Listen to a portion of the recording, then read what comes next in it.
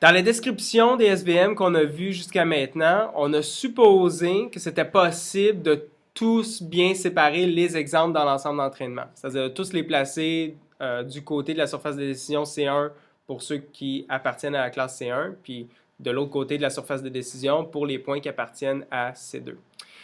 C'est une hypothèse qui est assez forte. Entre autres, si on fait juste la classification linéaire, il y a de bonnes chances en fait qu'on ne soit pas capable de le faire. Donc maintenant, on va voir qu'est-ce qui arrive lorsqu'on ne peut pas classifier parfaitement l'ensemble d'entraînement, puis qu'on veut se permettre de faire certaines erreurs sur l'ensemble d'entraînement parce qu'on juge qu'il y a des chevauchements entre les deux classes. Donc, lorsqu'on a présenté le problème, on est parti du problème de maximiser la marge, qui est ce terme-là ici. Donc, on maximisait par rapport aux paramètres de notre classifieur linéaire la marge. Et on a vu que ça, essentiellement, c'était équivalent à la place de minimiser la norme de W. Puis là, on mettait des contraintes. Les contraintes disaient que ce terme-là ici, qui est Y de xn, donc la sortie de ma fonction discriminante fois la cible, devait être plus grand ou égal à 1. Donc ça, entre autres, ça implique qu'ils sont du même signe. Donc, ça implique que pour tous mes exemples d'entraînement, je les classifie dans la bonne classe. Puis je trouve le W qui a la norme la plus petite parmi tous les classifieurs qui classifient correctement, puis qui classifient avec une certaine marge ici. Okay. Maintenant, qu'est-ce qui arrive lorsque, par exemple, il y a des erreurs d'étiquetage dans notre ensemble d'entraînement? Okay? Donc, ça veut dire qu'on a certaines des entrées qui, pour une raison ou une autre, la personne qui a collecté les données a fait une erreur. Okay? Donc ça peut arriver en pratique. Ou peut-être qu'il y a des exemples qui sont exceptionnellement plus difficiles à classifier au point où ça ne vaut juste pas la peine d'essayer de bien les réussir ceux-là. Ou c'est peut-être pas nécessairement une question d'erreur dans l'ensemble d'entraînement, mais peut-être que prédire cette cible-là, c'est juste pas possible. Donc, pour un problème de classification du genre, je donne l'information sur une personne, son éducation, sexe, où est-ce qu'il vit, où est-ce qu'il est né, ainsi de suite. Puis là, je vous demande de dire, est-ce que la personne a un salaire plus grand que 50 000?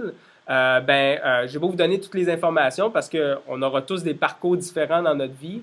C'est pas impossible, en fait, que pour une entrée donnée, la classe la plus vraisemblable, ce ne soit pas celle qui est observée, parce qu'il y a des exceptions à tout dans ce genre de problème-là. Donc, dans ce cas-ci, on s'attend à faire des erreurs sur l'ensemble d'entraînement. Okay? Donc, l'utilité de permettre ça va être particulièrement observée dans des cas où soit tu as des erreurs d'ensemble d'entraînement, ou c'est pas raisonnable de penser que tu peux bien classifier certaines de tes données d'entraînement parce que tu n'as pas l'information nécessaire pour le faire.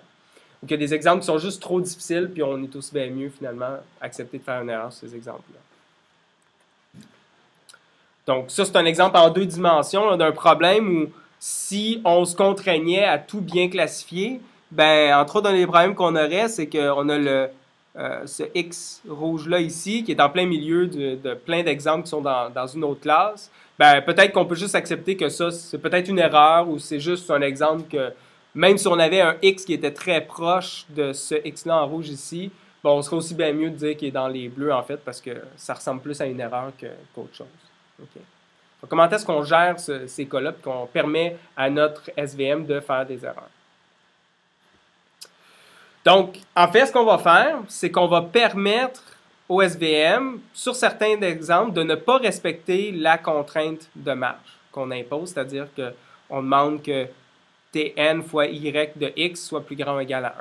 Okay? Donc, on va permettre, en fait, pour certains exemples, de violer cette contrainte-là ici. La façon qu'on va faire ça, c'est qu'on va introduire des variables. Les variables xi n. Il va y avoir une variable pour chaque exemple d'entraînement. Okay? Puis, cette variable-là, elle va dire essentiellement à quel point est-ce que je viole cette contrainte-là. Donc, en fait, ce que je fais ici, donc avant, j'avais Tn, y de xn plus grand ou égal à 1. Mais maintenant, je vais soustraire ce xi de n-là. Okay? Donc, ça veut dire à quel point ça pénètre en fait à l'intérieur de la marge que normalement je voudrais assurer. Je vais m'assurer que les xi sont strictement plus grand ou égal à 0. Okay?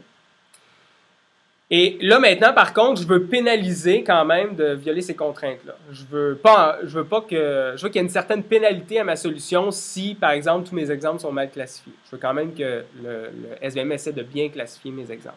Puis la façon que je vais faire ça, c'est que dans ma minimisation en haut, je vais dire, je veux minimiser la norme de W, mais aussi je veux minimiser la somme de ces violations de contraintes-là, okay, qui sont positives.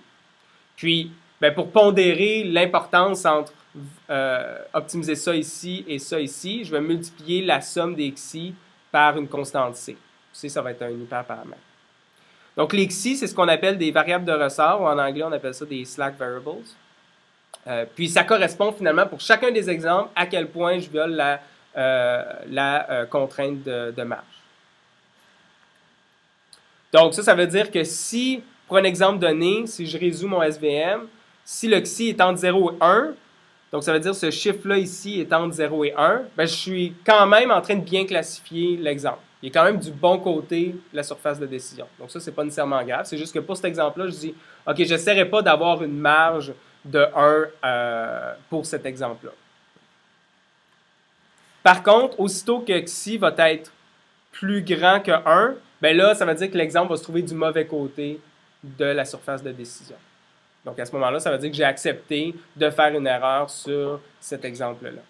Okay? Donc, c'est peut-être un exemple justement qui est très difficile à classifier puis qui n'est pas vraiment représentatif du problème de classification typique que je vais avoir à résoudre. Et comme je disais tantôt, C, ça va être un hyperparamètre.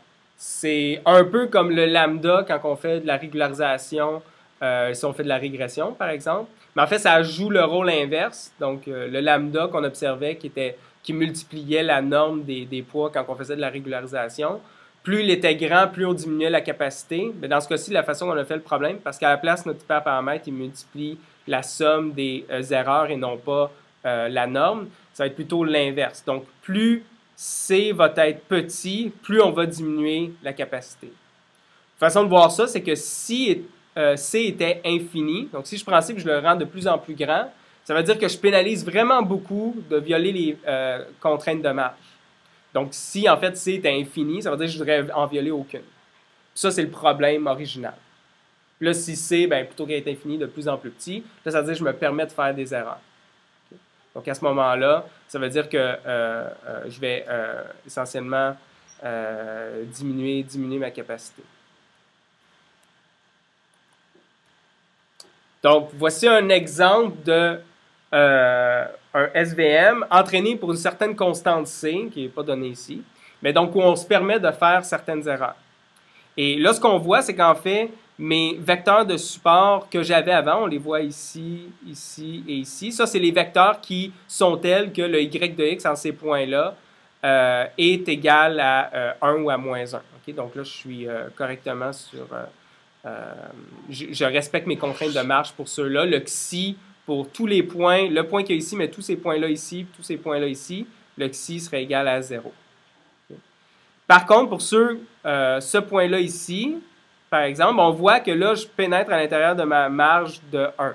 Okay? Donc, ça veut dire que là, ici, j'aurais un xi qui serait plus grand que 0, mais il serait quand même plus petit que 1 parce que je suis quand même du bon côté de la surface de décision. Donc, ces points-là ici, il se retrouve, donc lui, il se retrouve bel et bien du même côté que les autres points qui sont bien classifiés.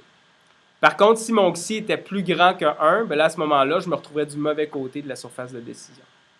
Okay? Donc, c'est ça que ces xi-là représentent finalement, visuellement, pour les différents exemples. Et donc, tout cela ici, ainsi que tout cela ici, le xi il est égal à 0 pour ceux-là.